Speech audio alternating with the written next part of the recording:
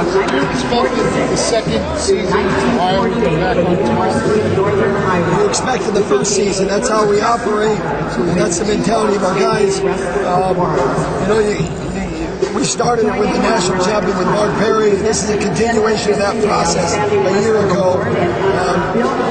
The other thing I want to say about that is that Gable's influence is alive with this team, whether he's in coach capacity or not. And even if he wasn't a coach last year for my career, I'll tell you what, that influence is alive.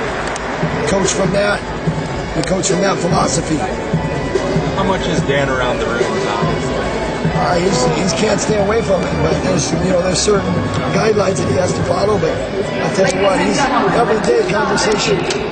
Everyday conversation. Metcalf, he had to get strong in that match. I don't know if he came out quite ready to go. He got strong.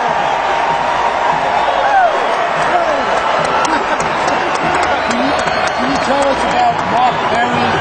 He had lost to Hendricks before, he beat him in the finals. He had lost to Tannenbaum in the Big Tens. His knee almost went out again.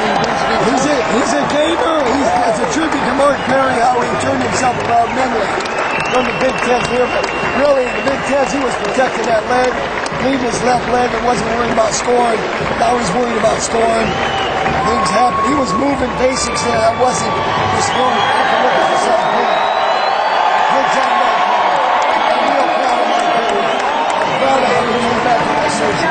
I'm going to tell you what, we have the best medical staff in the nation. What kind of place does he have in the program's history, you think? He's a two-time national champion. He had a lot of ups and downs. That guy went through emotional hell because he came in to win the title. So now he's living an individual champion. Now he's an individual champion and team champion. Metcalf just got the work to do here. Let's see the team know what's happening. He's a leader, I keep saying. He's a leader. He's one of the vocal leader who calls people out. He's got a high standard. He trains at a high standard. Competes at a high standard. Finds a way to keep Coach, is this the first step of Iowa getting back to being the dominant power? This is a step. The first step was April 06.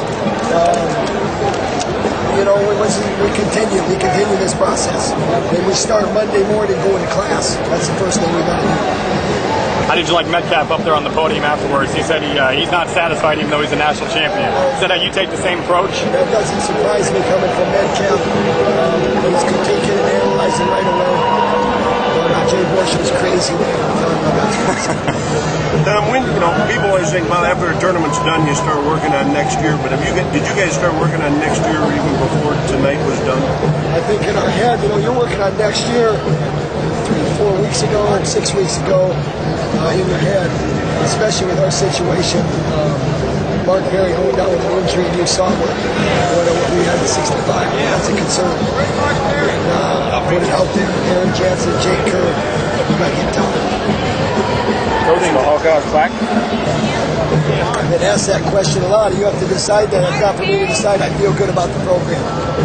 Coach, the performances tonight by Brent and Mark, does that kind of epitomize the return or what it means for Iowa to get back? The individual titles is why you come to this tournament. The team will take care of itself. When you wrestle tough individually, you get ready to go. That's what our guys did. What was the distance of the score? I don't even know. 38.5. I'll tell you what. That's a tribute to our guys and how they approached it. They came in here to win, and not only win and sweep by, but to dominate. Is there any doubt coming into this that if your wrestlers wrestled up to their level, that you were going to win this thing?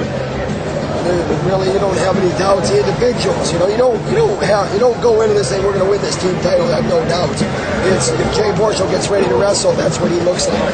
If Metcalf gets ready to wrestle, that's what he looks like. And all through the lineup, and we're missing a guy. We're missing a 997-pounder Chad Beatty. And so, we can even go up another 10% capacity, so to speak.